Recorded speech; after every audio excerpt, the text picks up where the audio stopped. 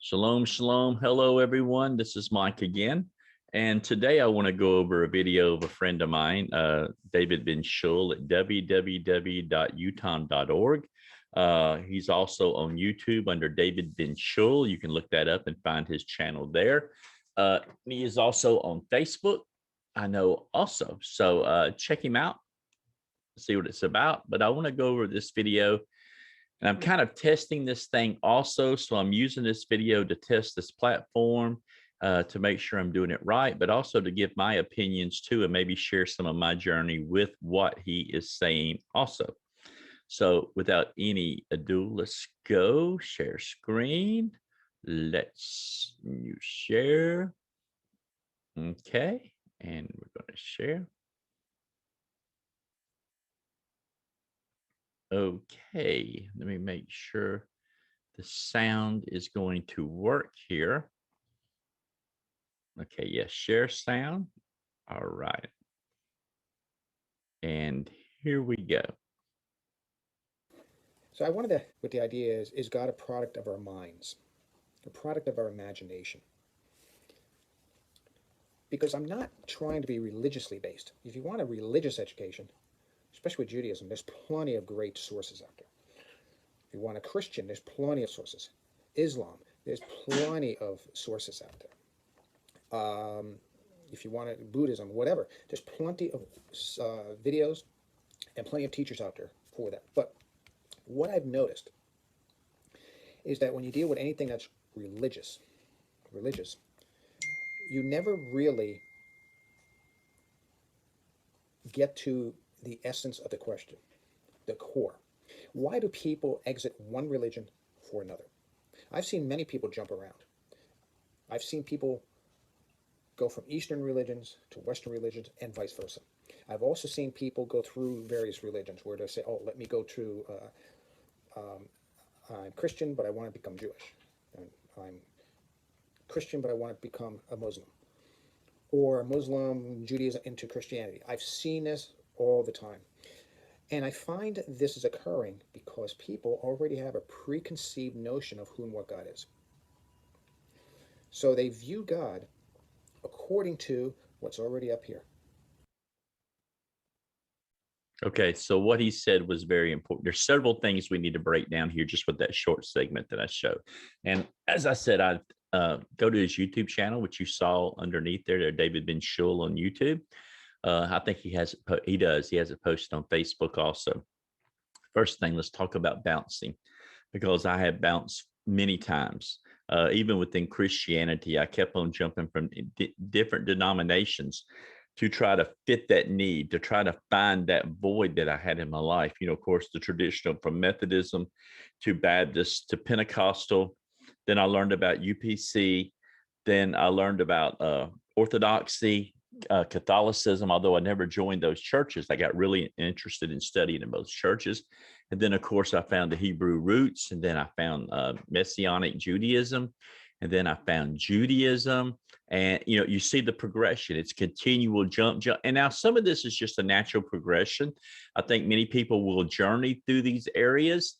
But if you're journeying, you're learning and finding on the way. If you're bouncing like he's saying, you're really not learning. You're kind of bouncing, trying to find that place that you feel comfortable in. For instance, as he said, through your understanding of the Creator, you're trying to fit that. And that's a very bad conception. I'm gonna tell you something.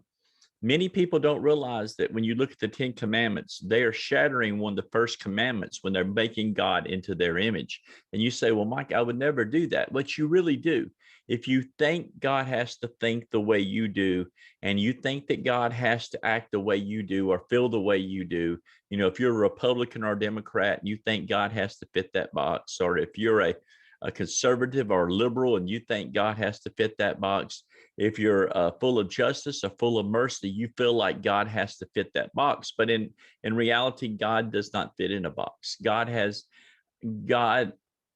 doesn't fit any box. He destroys any box. If you try to put God in a box, he is going to destroy it. Or as you start to study, and that's the main key of what I'm trying to get across here. And it isn't always book study. It's also life study of experimenting, trying to find God. I can see the early people like Enoch and Job and these guys by Adam and these guys back in those days, where they would just go out and meditate, looking at nature, looking at the animals, looking at the sky, looking at the grass, and communion with God there. I'm not saying they didn't have sacred writings or traditions, but what I'm saying is their relationship with the Creator was on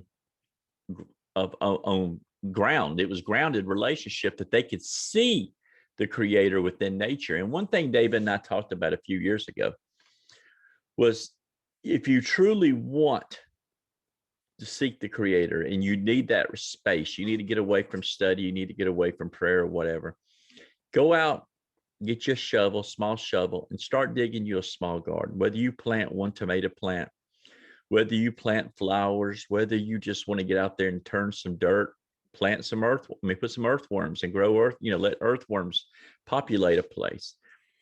That dirt on your hands truly lets you know of the Creator. It's just something about, there's minerals in the soil too that make you feel good.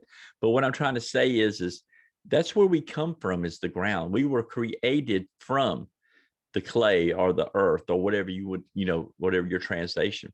So it brings you back to the point that you realize what you are, first of all, but yet second of all, how mighty the Creator is to create such as we. But that's not even the great part. The humanity is one thing, but the fact that He breathed His spirit, His divinity in Genesis 2, He breathed the breath of light within you. And when He breathed that light within you, your soul became divine. I mean, you are. I mean, we're not big G. I'm not saying we're God. I'm not New Age or nothing like that. But I'm saying you have a connection to the Creator that you're forever retracing, that you're forever trying to find again. There's a famous story in Kabbalah in which the Creator created a vessel to put His light in. And when He put His light in there, the vessel, this is a short version, so don't judge me. Don't criticize. But when He put the light in the vessel could not contain the light, and it exploded, and sparks went everywhere. And basically, what we're doing today, we are sparks. We are finding sparks to bring back to the Creator.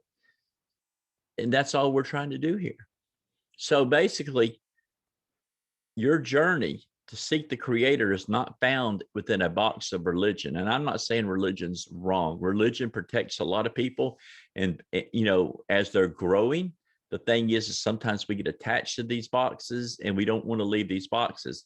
And I think, as David said in that video, or it was a video, it was a meeting we had, that crabs, most of the time, if you pour crabs out and one tries to get away, the other ones will grab it and pull it back into the mix to keep it from going, because they feel like there's safety in numbers there. And the same thing is true within these boxes. Whenever you start letting your mind and your spirit go above these boxes, you'll find people trying to pull you back in, and through judgment, through guilt, through manipulation, to pull you back into the boxes. Now, I don't despise the boxes. I just don't have a need for the boxes. Now, that doesn't mean that I'm not Jewish and don't practice Judaism in the way that I see it. But I rise above that box. But I don't judge people that are in the box. I don't think I'm any better than them. It's just where I'm at. And there's a lot of people within the box of Judaism that are highly intelligent, seeking people within any religion, probably within Judaism, Christianity, Islam. There are people there that stay in the box, but they rise. Really, they're rising above the box. But that's my terminology. So you've got to stop bouncing from box to box. And second thing he said that was so important is you cannot create God in your image. In other words, you cannot have a ideal of what God is and try to fit everything into that idea. I had a person tell me one time, and they were very sincere, that God was a Baptist because the Baptists were right.